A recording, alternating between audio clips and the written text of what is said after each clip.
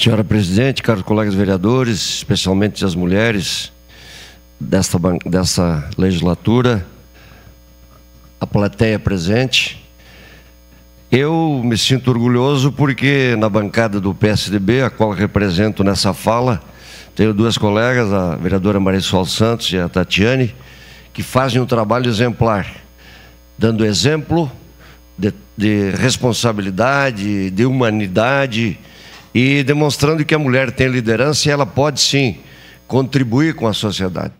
Ela tem um papel relevante. E como disse a presidente Silvana e a Irani, a defesa da mulher tem que ser feita. A mulher tem um papel importante. E a violência existe, com certeza.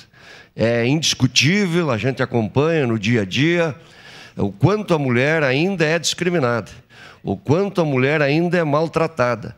E nós, homens, temos um papel relevante, importante. A gente tem que contribuir ou fazer a nossa parte, porque culturalmente a sociedade foi criada de que o homem manda e a mulher tem que submeter. E chegou o momento de a mulher ter o seu espaço, de ter o seu papel. Nós aqui na Câmara de Vereadores temos, como disse, várias vereadoras, e eu queria aqui nesse momento cumprimentar todas, porque todas desempenham o seu papel e representam a sociedade e estão marcando posição.